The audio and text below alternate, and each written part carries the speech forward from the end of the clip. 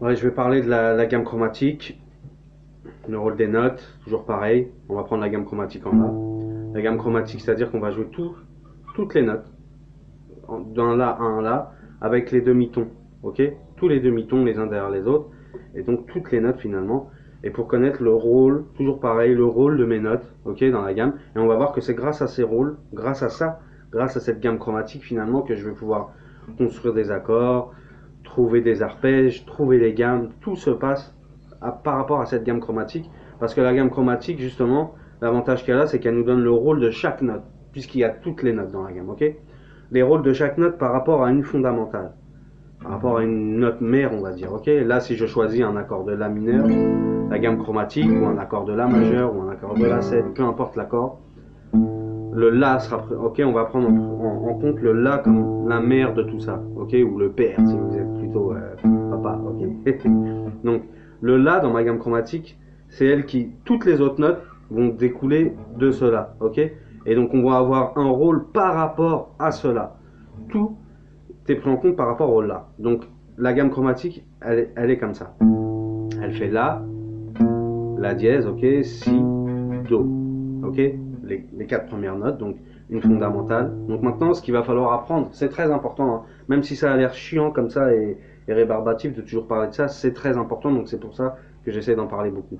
Il faut savoir à tout prix le rôle des notes pour ne plus être perdu, pour me dire, ok, j'ai une sixte, je veux faire entendre ma sixte, je sais le bruit qu'elle a par rapport à mon La.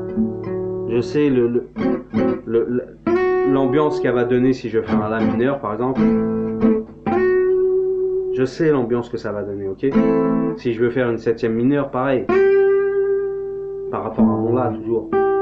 Vous voyez, pour entendre l'ambiance qu'il y a autour de chaque note. Bon, on reprend la gamme chromatique. Maintenant que j'ai blablaté comme d'habitude, on reprend la gamme chromatique.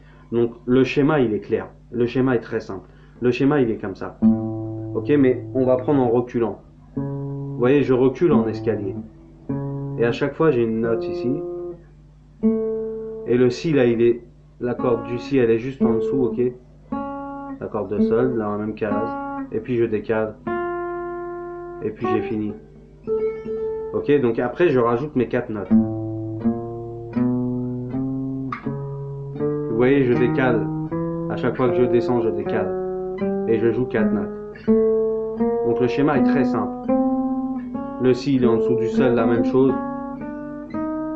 Et puis arrive la dernière corde que j'ai décalée pour arriver à mon La final. Ok, donc ça fait...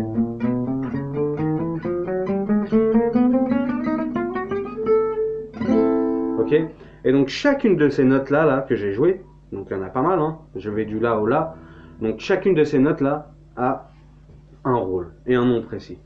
Donc on va les voir ensemble. Une fondamentale. Je vous le dis, c'est important de le connaître, même si c'est chiant. Il faut apprendre ça par cœur, bêtement. Une fondamentale, une seconde bémol, ok, par rapport à la fondamentale. Alors on essaye de voir quel son ça peut donner. Vous voyez, c'est très proche, c'est oriental, avec juste une note. Je sais que si je joue cette note-là, je vais avoir un esprit oriental. J'ai la seconde majeure. Ok, par rapport au La, comme je vous ai dit. Hein. La troisième note, c'est la tierce mineure, par rapport à mon La. Puis, la tierce majeure. Là, j'ai descendu de ligne, ok. La quarte, juste en dessous de ma fondamentale, j'ai une quarte. Ça, ce sont des points de repère à apprendre. Vous voyez, je sais qu'en dessous de ma fondamentale, j'ai une quarte. Je sais que derrière ma fondamentale, c'est une tierce majeure. À côté de ma carte, j'ai une carte augmentée. Donc, vous voyez le son de la carte augmentée. Ok. Il y a trois tons. Une carte augmentée, c'est un triton. Puis la quinte juste, ok. Rock. Donc la quinte juste. Et puis on va aller chercher. Alors on était là, tierce, carte augmentée, quinte juste, une sixte bémol, ok, une sixte, une septième mineure, une septième majeure et une fondamentale. Et voilà, je sais tout ce qu'il y a autour de ma note là. Et grâce à ça, je vais pouvoir chercher déjà les sons, chercher le rôle des notes. Si vous prenez une gamme,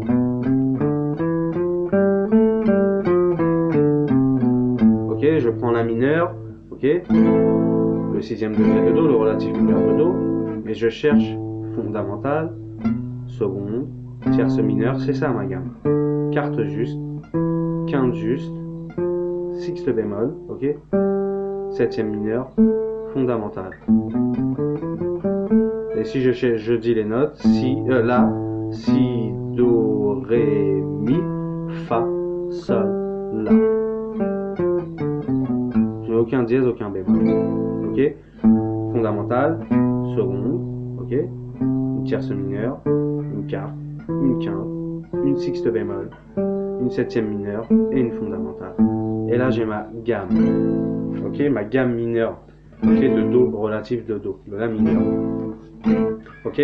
Maintenant, quand je veux faire un accord, si je prends mon La mineur, c'est pareil, j'essaye de chercher les notes par rapport toujours à cette gamme chromatique et tout ça. Quelles sont les notes qui sont dans mon accord? C'est ça qui est important finalement dans tout ça. C'est-à-dire, je ne fais pas un La parce qu'on m'a dit que c'était un La. Non, je fais un La parce que j'ai cherché à comprendre ce qui se passe dans cela. J'ai une fondamentale dans cela, une quinte ici, ok, c'est la deuxième note que je joue dans mon accord. Une fondamentale encore, l'octave du La. Une tierce mineure, ok, une quinte et une fondamentale. Ah d'accord, c'est ça qu'il y a dans mon accord. Et grâce à ce procédé-là, en sachant ce qu'il y a autour de ça, je vais pouvoir m'amuser autour de mon accord, me dire ok, tout à l'heure j'avais une quinte, maintenant je vais mettre une sixte, ma quinte elle était là, dans mon accord, bah, je vais jouer par exemple une sixte, un La mineur 6 par exemple. Ah, il y a une couleur, vous voyez qu'il y a une couleur qui est apparue, tout à l'heure c'était là. Ok, j'ai descendu mon doigt de 2 cases, ok, et j'obtiens la sixte ici. Et j'ai un nouvel accord avec une nouvelle ambiance, de nouvelles choses à intégrer dans tout ça, dans mon solo, dans tout ça. Si je descends mon petit doigt, j'ai une neuvième, ok, une seconde par rapport à ma fondamentale, puisque la corde de mi est là, la corde de mi ici aussi, donc c'est la même note ici, un La, un La. Donc j'ai une seconde ici. Donc je pourrais faire aussi un La avec une seconde.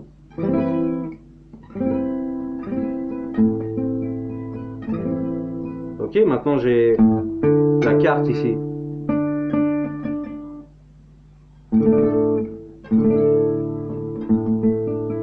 Vous voyez le son que ça donne avec la carte? Donc j'ai viré ma quinte, ok, qui était là. J'ai viré ma quinte pour la descendre ici. Donc ce doigt là, il reste à sa place, ok. Mon La mineur, ce doigt-ci là. Je vais juste descendre celui-là à la place pour que ce soit plus facile. Je descends donc la même position, une case en dessous, un La mineur avec une quarte. Une onzième, ok. Enfin, un La mineur, mais oui, un La mineur avec une onzième, ok, parce qu'il y a une tierce mineure quand même ici. Non, même pas, j'ai plus de tierce mineure. J'ai une carte qui a remplacé la tierce mineure. Donc La sus 4. Bon.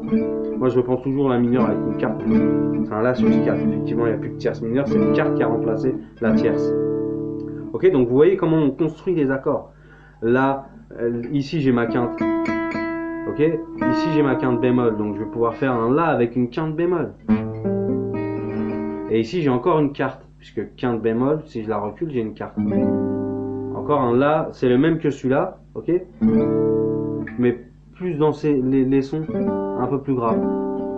Qui est très beau aussi, hein. La mineur 7 quinte bémol, La mineur 7. Alors je vous fais voir tout doucement les positions, parce que c'est vrai que le La mineur avec une carte, vous voyez, j'essaye de vous montrer l'accord. Donc dans la case de La, je saute une case à vide. Ici, là, je mets mon doigt dans la même case, mon doigt ici en dessous dans la même case. Donc ces trois doigts là, ils sont dans la même case avec une corde de vide. Et ce doigt-ci là, je vais venir reculer, ok, jusqu'au Ré. Ok, Do, Si, Do, Do dièse, Ré. Donc mon doigt là, il va venir se poser sur le Ré. Et là, j'ai un La mineur, ok, un La mineur 7 avec une quarte. Au lieu d'une quinte. Elle serait là, la quinte, donc le La mineur 7, il est là. Ok, là j'ai une quinte bémol, donc c'est la même position qu'ici, sauf que j'avance ce doigt-là en Ré dièse. Et le Ré dièse, c'est la quinte bémol du La. Donc j'ai cet accord-là. La mineur 7, quinte bémol. Ok. Donc maintenant, si on prend un accord majeur, donc La majeur, pardon, vous connaissez celui-là, ok. Si je recule ici comme ça, dans cette position, j'ai un La majeur 7. Vous voyez, ça ressemble à une position de La mineur. Vous voyez ma position? La mineur et je viens toucher le La ici. C'est comme si je faisais un La mineur ici, en touchant mon Fa, d'accord? Et là j'obtiens un Fa majeur 7.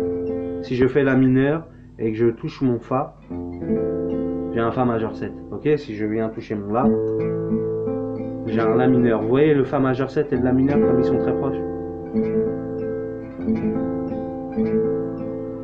Ok, donc c'est comme ça que j'essaie de construire mes accords. Si je prends un La 7, je cherche les notes que j'ai dans mon La 7. Ici j'ai une fondamentale. Je ne touche pas ma carte. En dessous là, ce doigt-ci, c'est une 7e mineure. Ok, pardon. Ok, ici j'ai la tierce majeure cette fois-ci. Elle est passée majeure, ok, si je la recule, cette tierce, l'accord va devenir mineur 7. Donc là elle est majeure, la tierce elle est majeure, et puis j'ai ma quinte en bas. Fondamentale, 7e mineure, tierce majeure, quinte, La 7. Ok, ce La 7 maintenant, je pourrais augmenter ma quinte là, la rendre quinte augmentée. Ah, il y a un nouveau son qui apparaît. Vous voyez, il ne faut pas hésiter de changer les notes, d'altérer les accords, on appelle ça. Si j'augmente encore ma quinte d'un demi-ton, ma quinte augmentée, j'ai un La 13, on appelle ça, avec une sixte.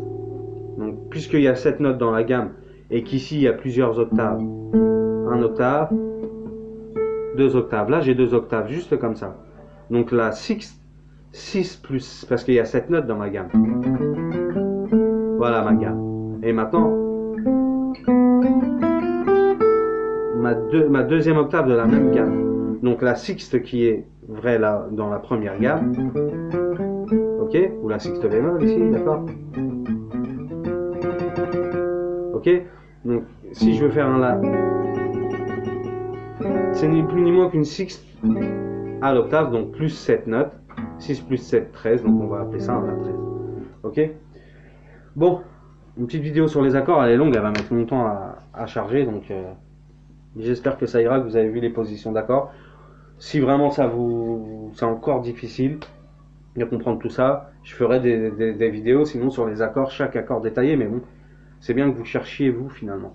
Ouais, à chaque fois on me dit ouais tu mets pas de tablature par exemple sur mes solos, machin, mais je le fais exprès en fait. Hein. Je le fais exprès, c'est juste finalement pour vous donner envie d'aller chercher par vous-même. Parce que je pense que c'est en réfléchissant vous-même il faut que ça soit chiant pour que ce soit clair. C'est paradoxal, mais c'est ça. Il faut que ce soit chiant, il faut que vous cherchiez, vous posez des questions. Ok, ma tierce, ma quinte, ma machin, tout ça, il faut que vous posiez des questions pour que ça devienne après évident. Mais forcément, vous allez passer par une étape.